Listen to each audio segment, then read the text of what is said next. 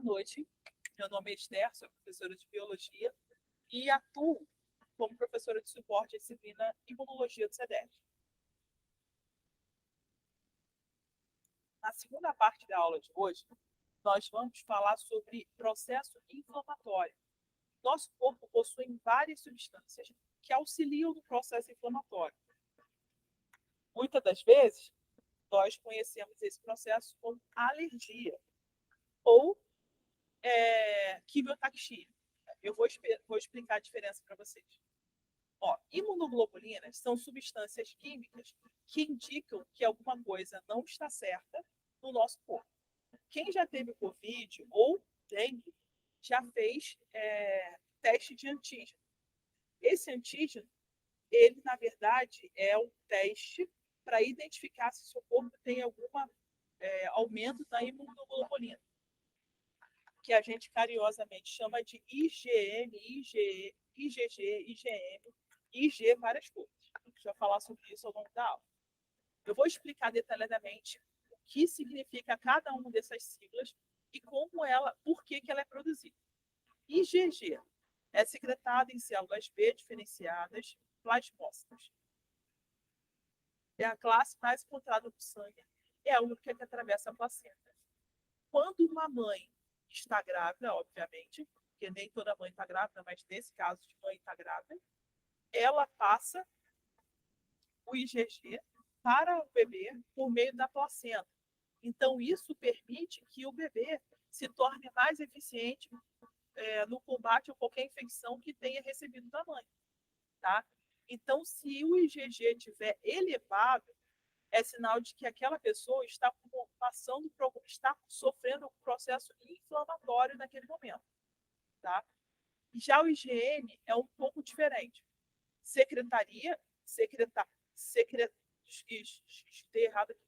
Secretada com manômero ou pentâmero. É produzida por plasmócitos. É a de maior concentração no sangue depois de IgG. Primeiro anticorpo a ser secretado durante a resposta imune primária. É relacionado a infecções agudas e pode ligar a várias partículas de antígenos, formando uma rede de aglutinação. Quando você começa o processo inflamatório, seu corpo produz de forma acelerada IgG. Por quê? Lembra que eu falei para vocês na aula que as células B, elas são responsáveis por identificar se tem alguma coisa errada ou não. Então, quando essa célula B identifica se tem algo errado, ela é convidada pelo IgG para se aumentar. Então, acontece expansão clonal, ou seja, as células de defesa aumentam. É aquele exemplo, vou dar um exemplo bem fácil que eu dei segunda-feira, na última aula nossa. Se um bandido sai da cadeia, foge, né? O policial se um bandido foge, para aumentar a eficácia no combate a esse bandido, ou essa bandida, esse criminoso, essa criminosa, não, a polícia não manda um policial só. Aumenta a quantidade de policiais e aumenta o espaço que pode ser que essa pessoa percorra para fugir. O nosso corpo também funciona dessa forma. Se há um aumento do IgG, também acaba acontecendo o aumento das células B, que se diferenciam a ponto de tornar mais eficiente o processo microbicida dela. Depois que essas células B aumentam a ponto de destruir todos os patógenos, há uma produção de IgM, ou seja, esse IgM mantém a produção de células de defesa em grande quantidade, evitando assim que as pequenas células patogênicas se desenvolvam, tornando aquele corpo mais eficaz. Então, quando você está com dengue ou com Covid, o seu IgG está elevado.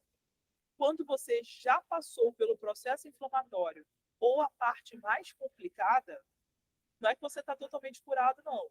É porque a partir do momento que você está produzindo IgM em maior quantidade que IgG, você não está transmitindo mais a doença. Por quê? Porque a quantidade de células B é tão grande, mas tão grande, que não permite que o patógeno se reproduza. Então, você já garante ao teu corpo a capacidade de matar aquele patógeno e a sobrevida do indivíduo adoentado. IgA, anticorpo que predomina nas secreções das mucosas com a função de impedir infecções patógenas nesse local. Sua forma multimérica possui segmentos J, presente na mucosa intestinal e respiratória. Olha só, nós respiramos pelo nariz ou pela boca. Então, normalmente, são as regiões onde o nosso corpo se torna mais exposto. E quando você come uma substância ou alguma coisa que esteja contaminado, a comida passa pelo trato digestório, boca, dente, laringe, faringe, se for alguma coisa que vai para o pulmão, se for uma coisa sólida, vai para o intestino, e no estômago, e no estômago passa por processos mecânicos e físicos.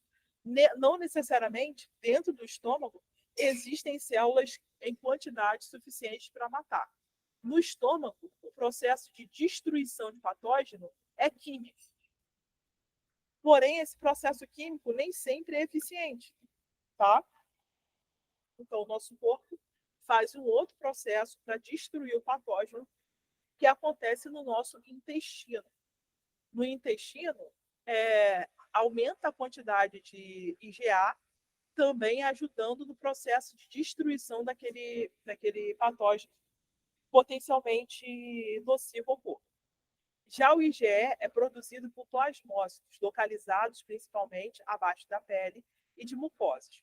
Sua concentração no soro é porque é o seguinte, toda vez que vocês lerem a palavra soro, não é soro fisiológico, é que o nosso corpo existe no sangue, né? Existe em plasma. O que é plasma?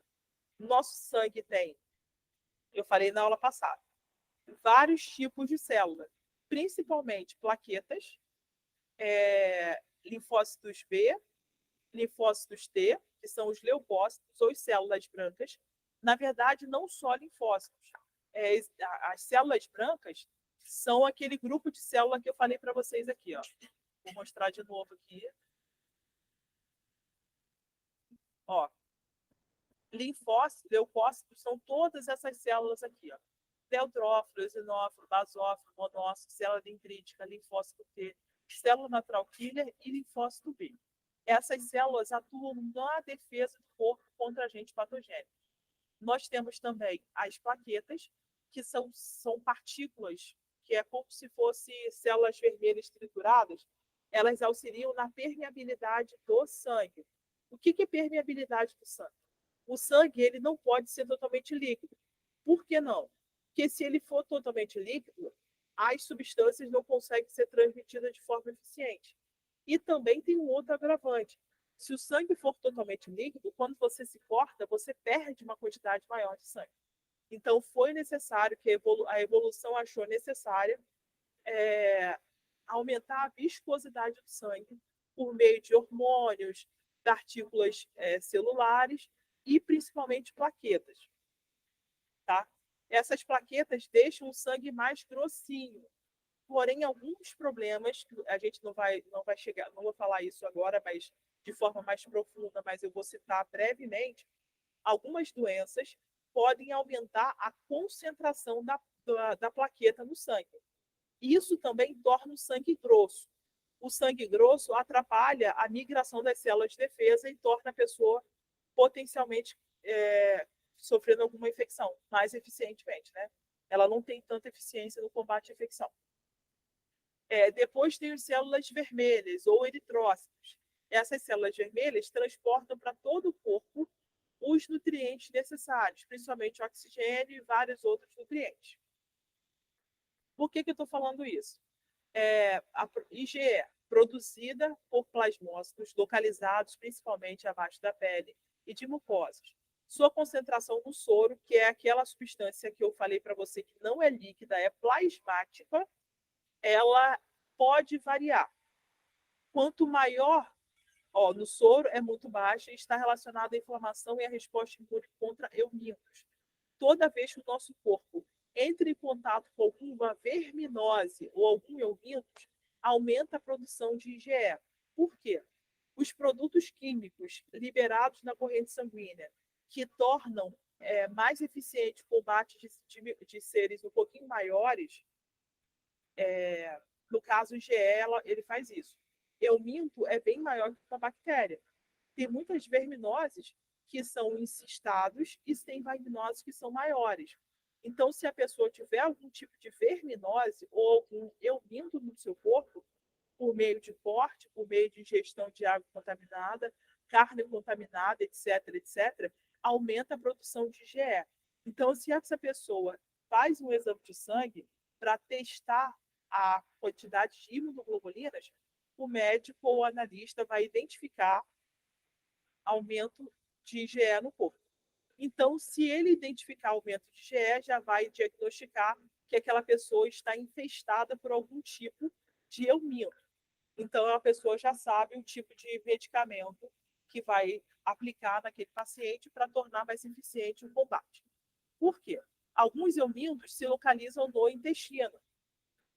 Tem vários eumintos que se localizam no fígado, no intestino, no grosso, delgado, entendeu? Esse euminto acaba absorvendo os nutrientes do corpo e o que faz com que a gente perca nutrientes e possa morrer de anemia. IgD. Estão presentes na superfície das células B, estão presentes no soro em concentração muito baixa. Esse IgD eu não consegui muitas explicações sobre ele, não. Só sei que ele torna mais eficiente a quimiotaxia pelas células B. É como se ela fosse um tradutor de sinal. Toda vez que a célula B tem IgD, ela consegue fixar o ligante dela ao antígeno. É como se cada célula B, linfócito B, tivesse um garfinho na sua superfície, e esse garfinho só se ligasse ao antígeno ou substância que pode produzir algum malefício no nosso corpo se tiver IgD. Foi isso que eu achei por enquanto. Isso aqui é muito importante. Não sei se vocês conseguem enxergar, mas é muito comum ser cobrado na APIL que vocês saibam desenhar essas imunoglobulinas. Vocês podem perceber que a IgG, IgE e IgD são muito parecidas. Porém, na próxima aula, eu vou mostrar para vocês que existem letras, tá? Cada letra, ela representa uma forma eficiente de colocar, de anexar, vamos dizer assim, essa imunoglobulina à célula ligante. Então, se você que é alérgico ao camarão, come o camarão, seu corpo recebe, manda um sinal e está chegando intruso aí. Então, existe um grupo específico de imunoglobulina que vai ser direcionada, provavelmente IgD, que vai ser, ou IgM, que vai ser direcionada para destruir. Essas pontinhas dela se ligam à superfície da célula que deve ser destruída. Aqui, isso aqui é muito importante. Ó. Esse desenho é um esquema de como acontece o processo inflamatório depois que você se corta. Eu vou ler detalhe por detalhe. Mastócitos são células de defesa, fonte de mediadores, estaminas e outros. Macrófagos, eliminação de micróbios, tecido morto, fonte de mediadores, citocina, outros. Papel na resposta imune. Vocês podem ver que o macrófago está sofrendo invaginação. Ela está comendo alguma coisa para dentro dele destruir a substância que está lá. Isso aqui é um exemplo do nossa pele, o nosso pé, a nossa mão, que foi cortada. E isso aqui é um vaso sanguíneo. Dentro do vaso sanguíneo e fora do vaso sanguíneo também pode funcionar as células de defesa. Olha só. Essa célula aqui é o leucócito polinuclear. Ele é mais eficiente. Quanto mais núcleo uma célula tiver, mais eficiente é o combate à infecção causada ou identificada por ele. Proteínas plasmáticas são produzidas pelo sistema complemento, mediadores da inflamação, eliminação de micróbios, fatores de coagulação, cininogênicos, mediadores de inflamação. essa inflamação ela é mediada para aumentar as células de defesa e lembra que aquele exemplo que eu dei na segunda-feira? Quando você sofre um corte, aquela região do corte fica aquecida. Por quê? Naquela região há uma quimiotaxia, ou seja, um transporte de várias células que atuam no processo inflamatório que torna mais eficiente o combate àquele patógeno que está naquele local. Então, o linfócito é produzido em maior quantidade, macrófago, etc, etc, etc. Só que essas células só sabem o local da infecção quando há uma proteína plasmática, ou seja, o sistema complemento aumenta a produção de mediadores químicos para direcionar o caminho. É como se os mediadores químicos servissem como GPS. Onde tem mediador químico, há processo inflamatório acontecendo. Então, as células de defesa vão para aquele caminho que o mediador químico está produzindo. Plaqueta. A plaqueta ela atua evitando a hemorragia. Ela torna o sangue mais grosso e também impede que o sangue vaze descontroladamente pelo corte. Tá? Como falei para vocês, existem doenças que fazem com que a pessoa tenha uma produção maior de plaqueta, mas a gente não vai se atentar a isso na aula de hoje, não. Fonte de mediadores, óxido nítrico, citocina e outros. Isso são substâncias que já estão dentro do vaso sanguíneo e que ajudam a quimiotaxia. O que é isso? A aumentar. Vocês estão vendo essas setinhas vermelhas aqui? Essa setinha vermelha aqui, ó. Opa. Essa setinha vermelha aqui, ela se trata de um processo onde há a produção de óxido nítrico e citocinas. O que são essas citocinas? São substâncias que permitem que as células de defesa atravessem o vaso sanguíneo, se transportando do vaso linfático para o vaso sanguíneo, chegando mais rápido ao local da infecção. Aqui, esses tracinhos aqui embaixo, fibroblastos, células de proteína da matriz celular, elas atuam no reparo. Inicialmente, vaso sanguíneo, as ligações entre os vasos sanguíneos são afrouxadas. Essas ligações permitem que uma a uma das células de defesa penetrem naquele vaso sanguíneo, tornando o combate à infecção mais eficiente. Depois que entra uma quantidade muito boa de células de defesa, o corpo começa a produzir outras substâncias, como fibroblastos, células de proteína da matriz celular, para fechar essa abertura inicialmente aberta para a migração de células de defesa. Então, há um reparo tecidual na célula que sofreu ou um corte ou uma migração. Na célula não, desculpa, tecido. Quimiotaxia, isso sempre cai na AD1 e na AP1. A quimiotaxia é um processo que ocorre durante a infecção, sendo de grande relevância para a eficiência do sistema inflamatório. Nesse evento, células são recrutadas e direcionadas ao local da inflamação. Os leucócitos são atraídos da corrente sanguínea por onde percorrem os espaços entre as células dos vasos do sangue para o sítio da inflamação.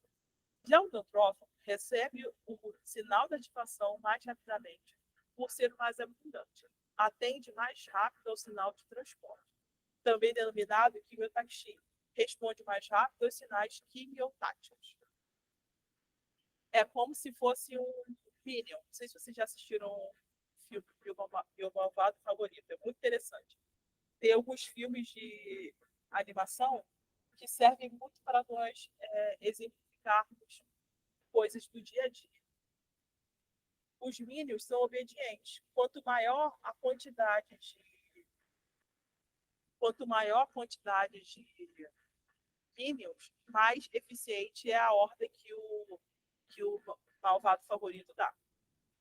Então, quanto maior a quantidade de neutrófilo, mais eficientemente o corpo combate a infecção.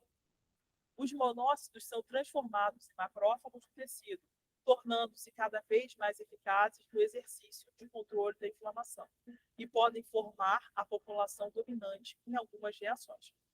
Entre as proteínas plasmáticas importantes que entram nos sítios inflamatórios estão as proteínas do complemento, os anticorpos e os reagentes da fase aguda.